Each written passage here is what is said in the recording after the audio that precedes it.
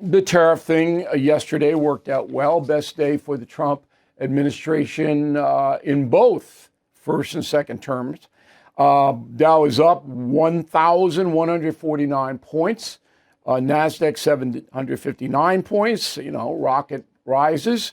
And that brings us pretty much to parity for the stock market since Liberation Day on April 2nd. So remember all the panic, and we went over this yesterday. I told you to just stay tough.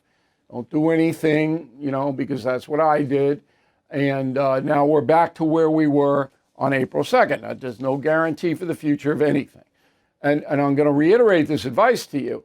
If you do not have the stomach, all right, to confront your investment portfolio when it goes down, get out now. Because Donald Trump is unpredictable, okay? We're not talking about an ordinary president here. Oh, this thing is volatile. I only have myself about 23% of my assets in the stock market. Now, I'm an old guy, so I don't need any more than that, but I'm really a conservative, cautious investor. I work hard for my money. I don't want to lose it. Okay, so yesterday is a good day for the markets, a good day for Trump. But then the media, which generally despises the president, kicks in with their take on it. Go. Look, I think Wall Street loves what they're hearing, in part because the expectation of these massive tariffs seem to be coming down, and it seems to be ultimately not going to be the strategy of the United States to pursue them. We will see ultimately what that looks like. That's just gibberish. I'm surprised a guy like Sorkin has been around for a while just spouting that nonsense. Trump is going to hold the tariffs, particularly the 10% admittance fee to get in here. Okay, so I don't even know why these guys say this stuff. They get away with it because their anchors are going, oh yeah, they don't know anything. Okay, so the media knew or knows that Trump is riding a winning streak here. So they divert into the Qatar Plane thing. Now, you can pronounce that country Qatar or Qatar. Both are used. Anyway, the royal family, remember, these are not democracies in the Gulf.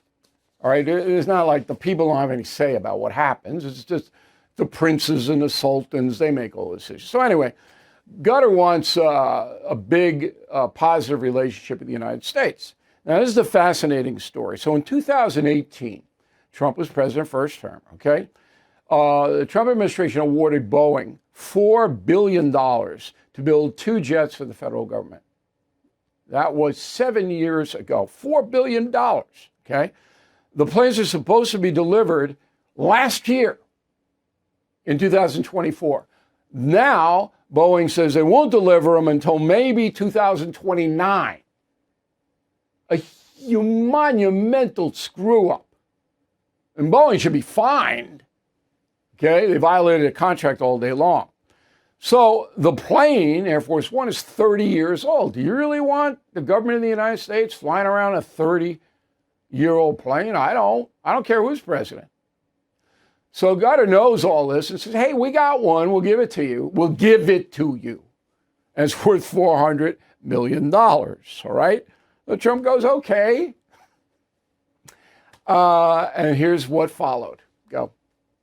Mr. President, what do you say to people who view that luxury jet as a personal gift to you? Why not leave it behind? You're ABC fake news, right? Why not? Only ABC, well, a few of you would. Let me tell you, you should be embarrassed asking that question. They're giving us a free jet. I could say, no, don't give us, I want to pay you $1 billion or $400 million or whatever it is. Respectfully, sir, as a businessman, some people may look at this and say, have you ever been given a gift worth millions of dollars and then not received anything? It's not a gift to me, it's a gift to the Department of Defense. And you should know better, because you've been embarrassed enough, and so has your network. Your network is a disaster. ABC is a disaster. All right, so this is more of the same. A couple of things. The correspondent, Rachel Scott, those questions were legitimate. I would have asked them, but I wouldn't have asked them the same way. That's always the deal, okay? So Ms. Scott asked the question as a prosecutor. It's not what you do with President Trump. Because then you give him an opening to attack you personally. It's not what you do. And an experienced journalist should know that. And Scott apparently does not. I'm not criticizing her for asking a question. The question was legit. Okay? But then she says in her questioning, as a gift to you, that's not what this is. Trump jumped on it immediately. No, it's a gift to the government. Okay? And then Gadara let me keep it for my library or whatever. Okay. So here's how you ask that question. If I'm interviewing Donald Trump, which I have many times. Mr. President, do you foresee any legal problems with accepting that jet from Qatar? That's it. That's the question. Do you foresee legal problems? Right? You get it right down, and then he may attack you, but then you just go, look, anybody would ask that question. All right, now I had to deal with this on News Nation last night with Leland Vidder, which was very interesting. Go. I'm guessing, Bill, you're going to tell me that the plane just doesn't matter. I got to find out what the deal is. I'm very curious to know what the conservatives are talking about when they say that the government of Qatar is funding the jihadists in the present tense. I'd like to see the data behind that. Do you know what the data is there, Leland? Yes. They still harbor Hamas. Go. They still harbor Hamas. Well, They're how? protectors of the Muslim Brotherhood because Hamas guys are living there. They're living there? Yes. Hamas guys? Yes. I didn't know that. Where are they Okay. living? Do you know? What, you want their address, Bill? Come on. Well, I mean, I didn't know that. Look, we have a huge CIA station in Qatar.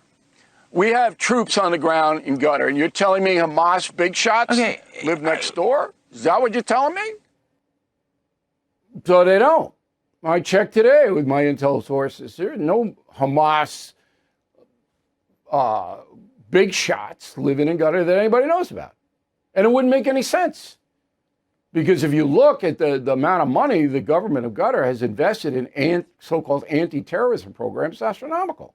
Now, in the past, yeah, but not now. And I didn't want to pick on Leland. I like Leland, but there's no evidence that there's any Hamas big shot living in that country. So the argument that, oh, you're taking a jet from a country that enables terrorism, what are you talking about? You got to back it up? Nobody can back it up. Because I don't think it's happening right now. I mean, just step back, right? What advantage is there to that government and got her to back terrorists? None. So, all right. Now, if I were me, I would, and I were president of the United States, I would have anticipated you're going to get a lot of flack, not only from the resistance on the left, but on your own side, too. Here's Rand Paul. Go. The Constitution in Article 2 talks about the president can't take emoluments or gifts from foreign leaders. And so there is a provision in the Constitution that says you can't do this. And so the question is, can you do it if it's only for official purposes? Okay, that's the question. Now, the solution to this whole problem is so simple, it's painful. All Mr. Trump has to do is say, they're going to loan us the jet. Because our people, Boeing, couldn't do it. And we need a new jet, and that's the best one. So they're going to loan it to us, and then we'll give it back after my term is over or after the new plane is delivered finally by Boeing. Takes it all away. Trump doesn't need the jet for his library, even though Ronald Reagan has one out in Simi Valley, but he didn't need it. So you loan it to us. We loan countries all kinds, billions of dollars. That's the solution. And that's a memo. Thank you for watching. Make sure you subscribe to my YouTube channel and follow me on X. Look for @Bill O'Reilly.